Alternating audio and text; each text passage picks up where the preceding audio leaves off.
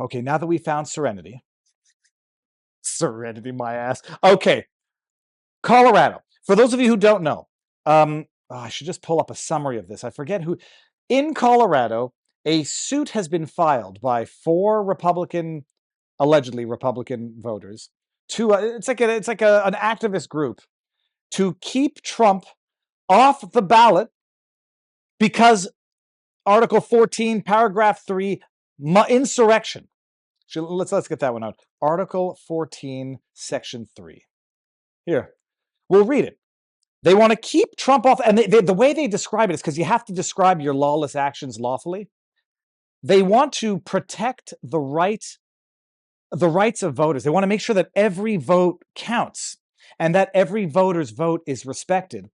And in order to do that, they've got to keep ineligible names off the ballot so that people don't waste their vote voting for an ineligible candidate, thus their vote not counting. So they're doing this, you idiots. If you thought they were doing this to interfere with elections out of corruption, maliciousness, you're wrong. Just say that you love Big Brother and you understand what they're doing. They're doing it to protect your vote because they don't want you wasting your vote on an ineligible candidate. Article 14, Section 3, no person shall be a senator or a representative in Congress or elector of president and vice president or hold any office, civil or military, under the United States or any other statute, who, having previously taken an oath as a member of Congress, oh gosh, I've got to get to the whole thing, or as a member of any state legislature, yada, yada, yada, to support the Congress, shall have engaged in insurrection or rebellion against the same. Shall have engaged in insurrection. Don't forget those words. Or given aid or comfort to the enemies thereof. But Congress may, by a vote of 2/3 of each house, remove such disability. Okay. Let me just make sure I get the word again. Shall have engaged in insurrection. They're saying Trump engaged in insurrection. There's been no court finding. There's been no impeachment, no culpability, no criminal finding yet. I mean, maybe they should have waited or, pushed up that DC case a little bit.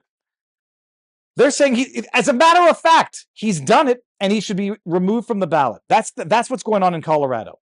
You've got a judge who might just be a little bit. There might be reasons to question the judge's objectivity. Why?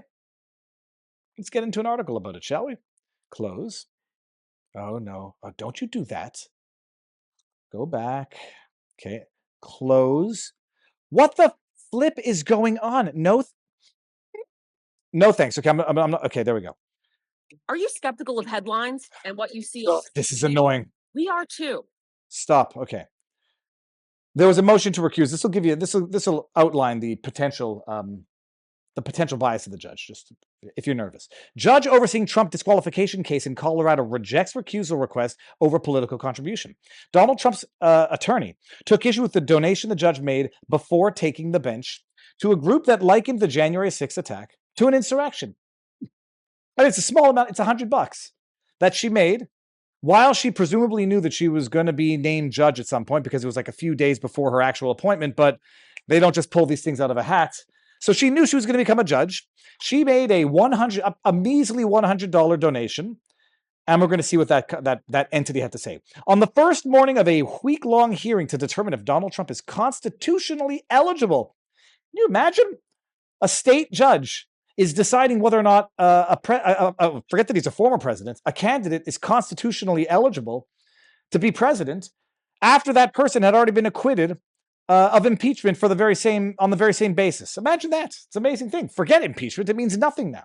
You can get your rogue activists out of the state level, rogue judges at a state level to dictate federal politics, to basically override the Constitution. To appear on Colorado's 2024 presidential primary ballot. Oh, this is the presidential primary ballot. The judge overseeing the case rejected Trump's request to recuse himself over a $100 donation. Okay, prior to taking the bench. Yeah, she made the donation prior to taking bench, but not prior to knowing that she was going to be taking the bench. Okay, the Trump reluctantly filed a motion Saturday seeking to disqualify the judge. Gessler indicated he only learned on October that prior to her appointment as judge, Wallace made a $100 donation to the Colorado Turnout Project. I want to open that up in the backdrop. Okay, we'll get there in a second because we need to. Oh, this is annoying, yeah? Its website proudly proclaims that the group was formed shortly after Colorado Republicans refused to condemn the political extremists who stormed the United States Capitol on January 6, Gessler wrote. A contribution to the Colorado Turnout Project shows support for the view that January 6, 2021 constituted, unquote, insurrection. One of the key issues in the case is whether Trump is disqualified from seeking the presidency under the 14th Amendment, which bars federal and state officials from holding office if they engaged in insurrection against the United States. That's all we got there? Okay, whatever. But let's just go to that website, shall we? Yeah, boom, shakalaka. Look at this. Yeah, there you go. Colorado Blue. Look at this. The Colorado Turnout Project. Our story, fighting for what we believe in together. The Colorado Turnout Project is a coalition of Colorado students, activists, veterans, and Coloradans. I would have said Coloradians. Coloradites? Coloradogonians, whatever. From all walks of life who are fed up with the complicity of Colorado's Republican representatives in our nation's venomous political atmosphere. We formed shortly after Republicans refused to condemn the political extremists, call them MAGA extremists, why don't you just pull a Hakeem Jeffries, who stormed the United States Capitol on January 6, 2021. In fact, Republican Representative Lauren Boebert, CO3, Colorado 3, even encouraged the violence. The Colorado Turnout Project aims to prevent violent insurrectionists by addressing this problem at its source. If we vote out pariahs like Boebert, we can turn Colorado blue once and for all. I'm sorry, didn't they say that this was Republicans? Okay, maybe we formed shortly after Colorado Republic. Oh, fine. So no, this is Democrats. Okay. That's the Colorado Project, the Turnout Project. And in order to make sure people turn out, in order to protect the turnout, they've got to eliminate from the ballot. That's like war is peace, ignorance is strength, freedom is slavery. In order to protect the turnout, we've got to exclude people from the ballot. Done. All right, so that's the judge. She said, yeah, I'm not biased, and carry on with the trial because the trial is going to be amazing. I'm just going to pull out a few. The opening statements of the plaintiff's attorney. It's like listening to the Coles notes of the January 6th committee. Beyond that, it is insane beyond words. I'm going to just, I'll play one highlights. Is this it? Is this it? Yes, this is it. This is it. They've referenced, this is, just imagine, just take the January 6th committee, those kangaroo court hearings. They're highly produced, edited videos. There's carefully selected tweets. They're carefully selected excluded tweets. The lead attorney in opening statements literally said that when Trump said peacefully, that was literally the call to violence because that was the dog whistle, because he only said peacefully once. I think he said it more, but who cares? He only said peacefully once, but he said fight multiple times. So that peacefully was actually a dog whistle, plausible deniability. When he said it, that was an indication of his violent tendencies, because if he had no violent intention, he would never have had to say peacefully in the first place. And if you think I'm joking, I'm not. And listen to this. Where are we? Hold on. Did I lose my screen? No, I didn't. I'm right there. Okay. Let's move the screen back out. If you think I'm joking, you get ready for... I'll say aloud if you can't hear what he's saying, because the audio was crap. So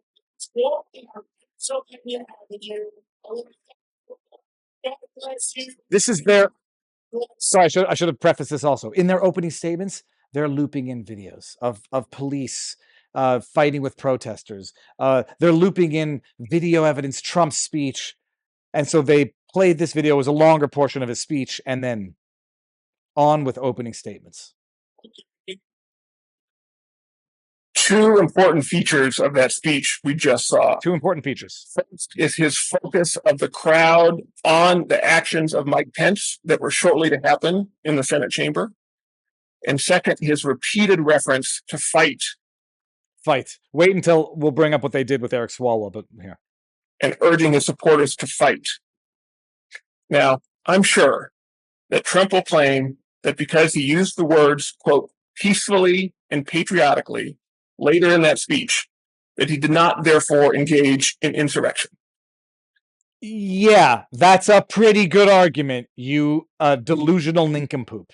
That claim is wrong at every level. Every level, not just wrong. He used fight 20 times in that speech, peaceful only once. Professor Simi explains how leaders use language like that, like the peacefully comment. They've got an expert who's going to testify.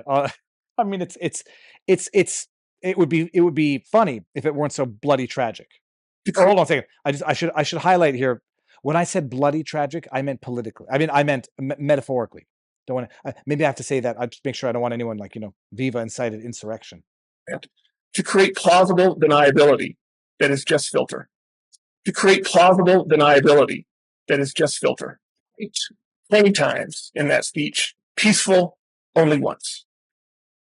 Professor Simi explains how leaders use language like that, like the peacefully comment, to create plausible deniability that is just filter. Just filter. Trump well knew how his reporters would respond. He saw what happened when he told the Proud Boys to stand back and stand by. What happened? Absolutely nothing. How they treated that as an endorsement. How they treated that as an endorsement. And when that neo-Nazi thing, his name is David Duke, comes out and says, I endorse Hillary Clinton, well, then they say it doesn't mean anything. It's not double standards. It's not hierarchy. It's lawlessness.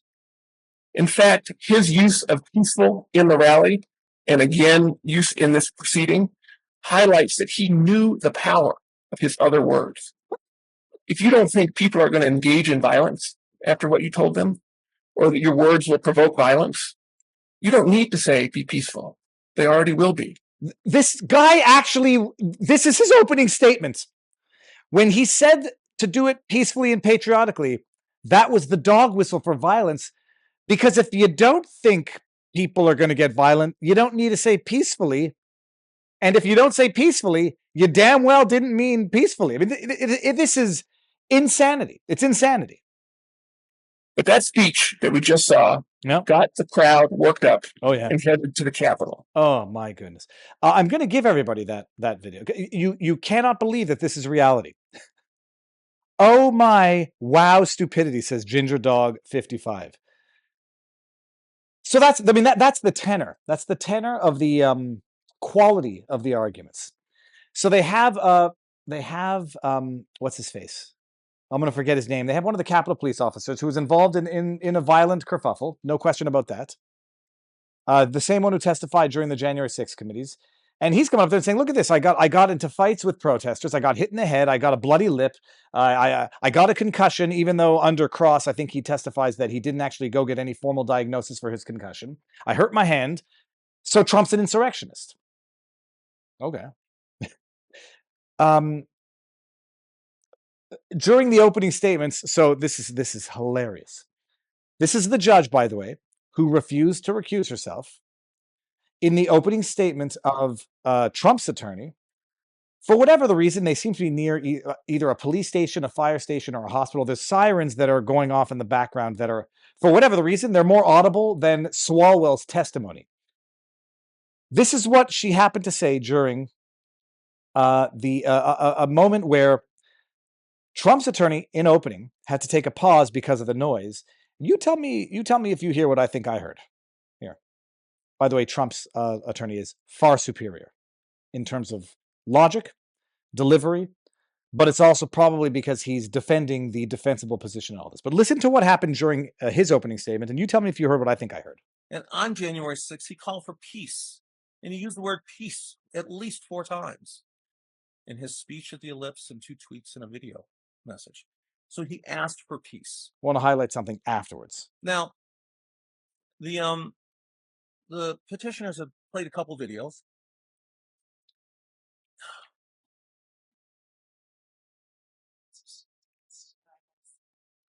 I've been here before, Your Honor.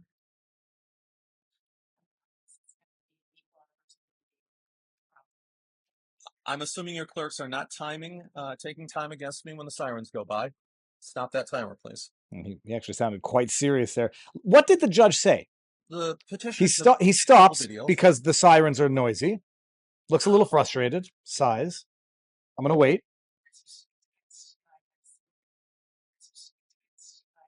She does say the cards are stacked against you, I guess. I know it's a joke. I know it's in response to him having to pause because of the noise, and it's not a broader statement about the case overall. What a bizarre thing to say. Such an objective, unbiased judge that she refuses to recuse herself after having donated to an entity that exists for the purposes of ensuring that an insurrection doesn't happen again, after having refused her own recusal, still has it in the back of her mind to say, when he gets interrupted in his opening, well, the cards are stacked against you, I guess. Ha ha ha. Truth in jest, madam. There's an old expression. When I was in high school, by the way, we started a band and we called it Truth in Jest. But it was ingest, I-N-G-E-S-T, like you ingest truth. But the expression is truth in jest. Like you make jokes.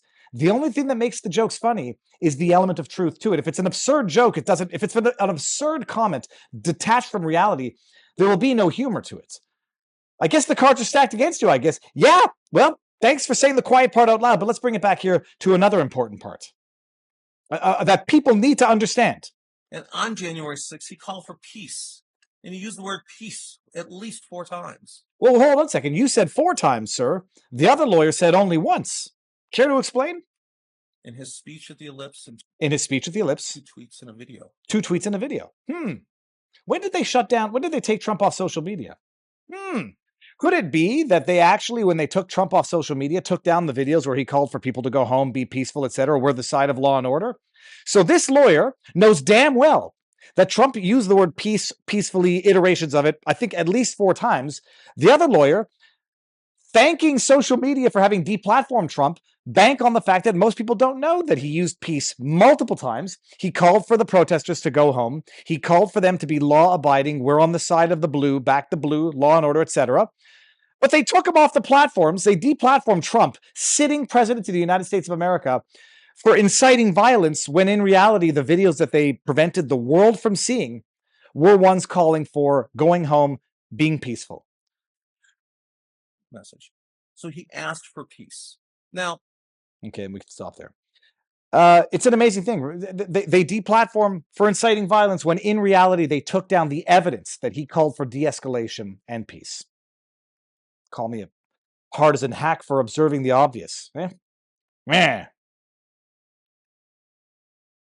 Jack Dorsey is complicit in all of this. Yeah, Jack Dorsey, that's Catamine. Jack Dorsey was CEO at the time. Facebook, Zuckerberg, remember? Zuckerberg, the one they silenced, they suppressed the Hunter Biden laptop story. Twitter and Facebook.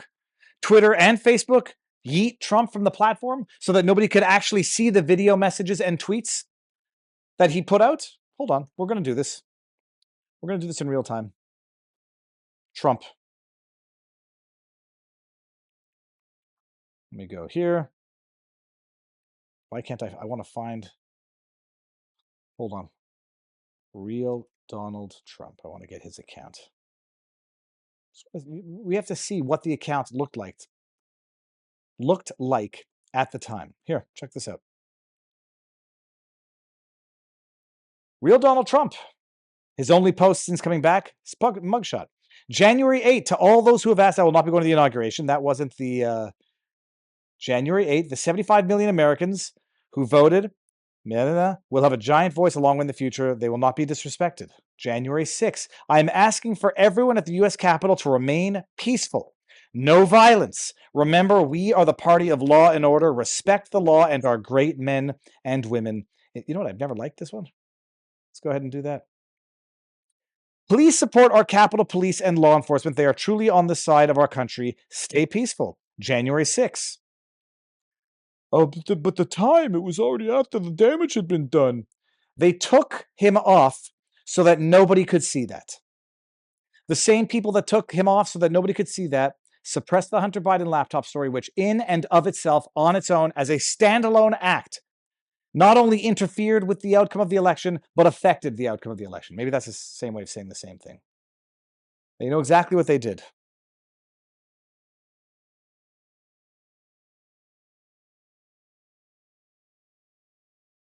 All right, so that's the judge. Now, what were we saying here? So that was a very interesting remark that she made in opening statements in response to that the lawyer's opening statement. I'm not good with names, so I can't remember it. Then we had Swalwell testifying, and I made a funny. Well, hold on. What was this one before? This one is not related to Swalwell's testimony, I don't think. Hold on. What do we got here? Okay, so this is another one. If I brought it up for a reason, if I brought it up, there is a reason. Minimize, and let's press play on this. What did I want with this one? Let's pause the video at 14:03:20. Yeah. Officer Hodges, did you hear what the man said in the video? Oh, this is the officer. Okay. I didn't. What did he say? I did. Wanted to get He wanted to get him out of there. Asked what he could do to help. Told him to leave. He said that ain't going to happen. He said it's going to turn bad. And what did you understand those words to mean? Oh, yeah, that's why I brought this up. The rules of evidence. Look, again, it's not my jurisdiction. Typically, when someone says, what did you understand the words of someone else to mean? Objection. His understanding is irrelevant. Speculative. Lacks foundation. Overruled. He can testify on what somebody said to him on what he thought it meant. I bet the cards are stacked against you, eh? Doesn't mean that's what they meant. That's what he thought they meant. That's why hearsay is typically not allowed. Objection overruled. Okay. By the way, he said, the guy tried to help him. One of these violent insurrectionists tried to help him. And he said, what can I do to help you? And the police officer said, go home. He's like, oh, I'm sorry. What can I do to help you? Forget your constitutional right to protest. Oh, okay. Thanks. Very concerning, the words.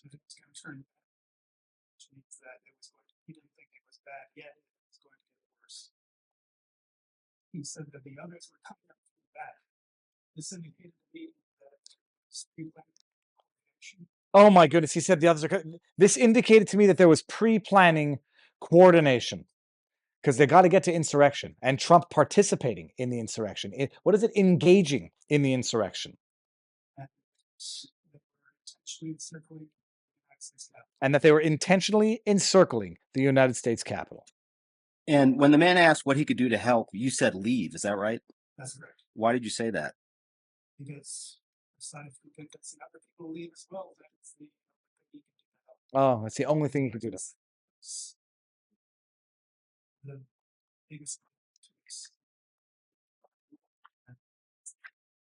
The biggest problem is he was part of the mob and the mob and the mob and the mob and the mob. Do you know how many times they said the word mob? There was actually an objection on the characterization of the crowd as a mob, and the judge said, "No, keep calling them a mob.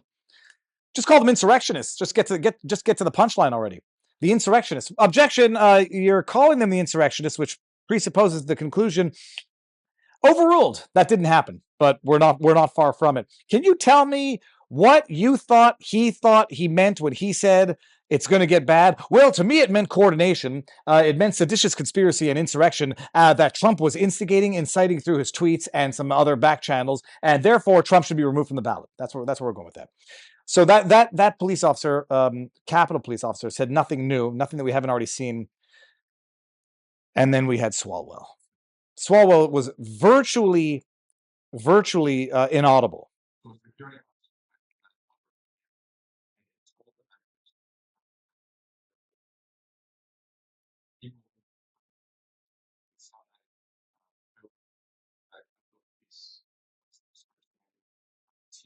I don't know if you can hear this.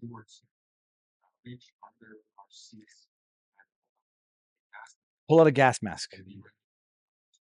Be ready to put it on in case they had to use tear gas.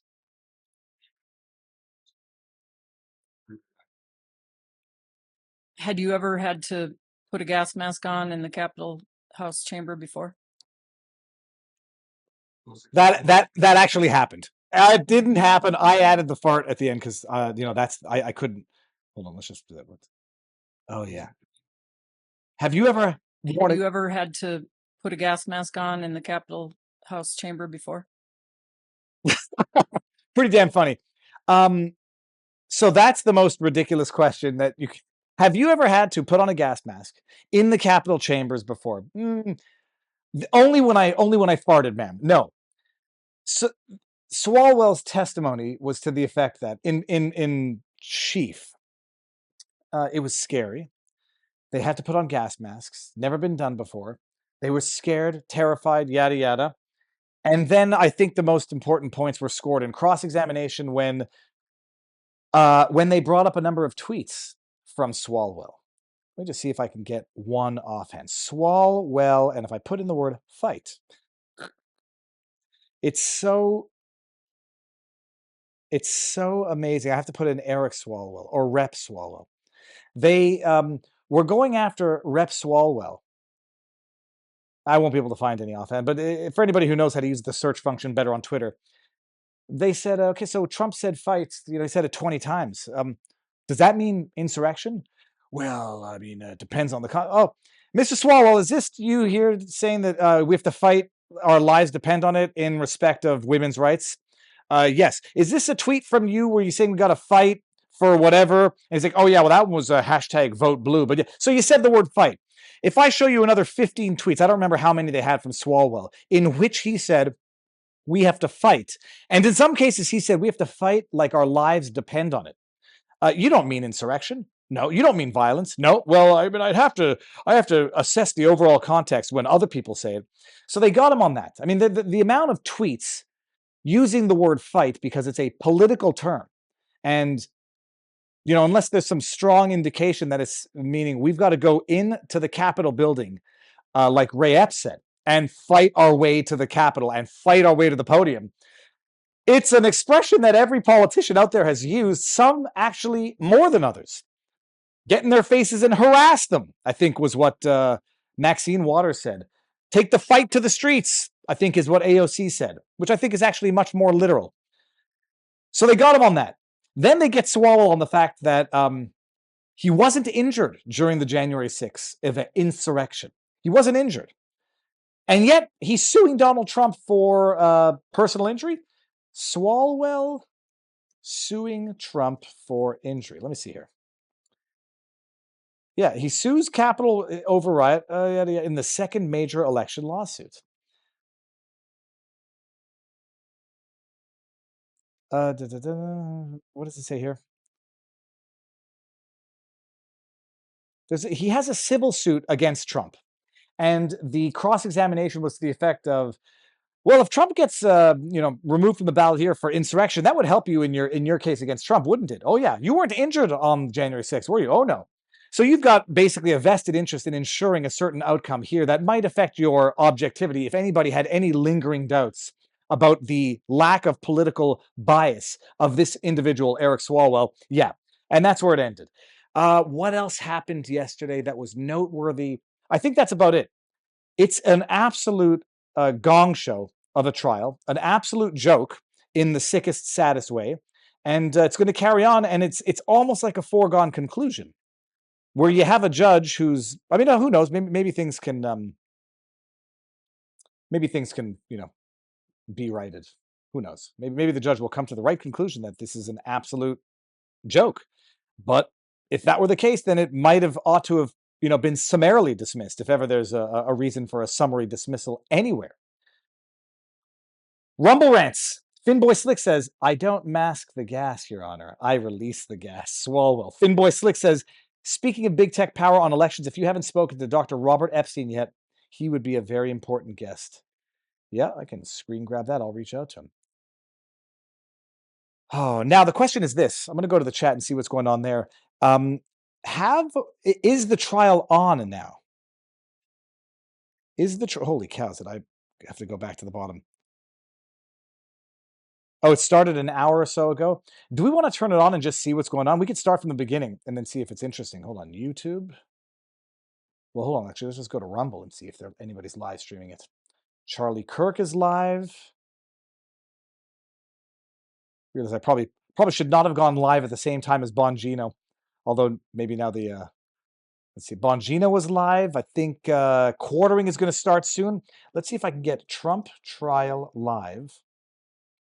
And it doesn't seem to be okay. So I'm gonna go find the link here. Not sure if anybody's stream. Ooh, no, that's get my own videos up there.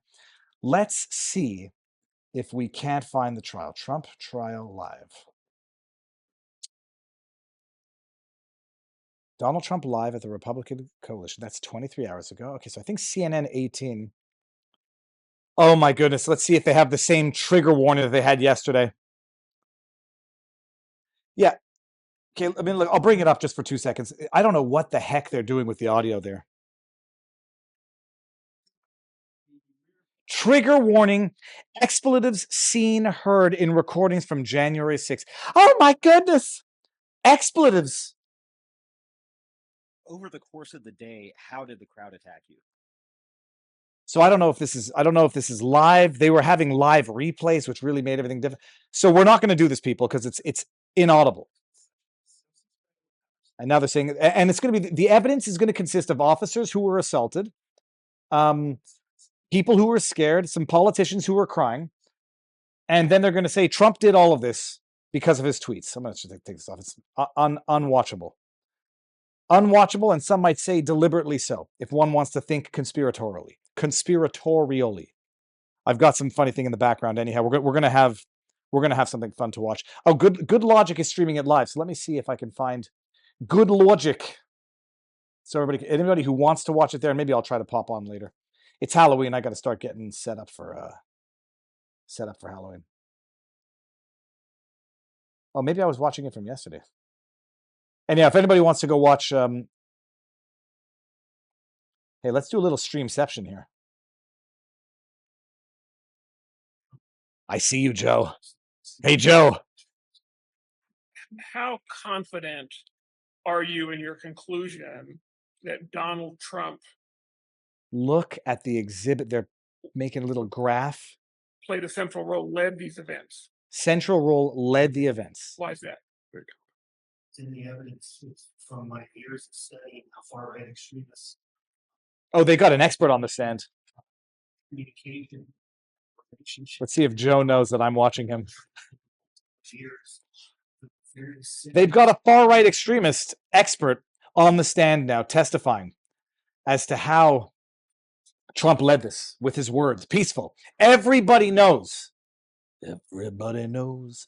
When you say peaceful, it means violence. Okay, so anyways, we're not going to do that. I'll go watch it and then keep up and just, maybe do a summary tomorrow.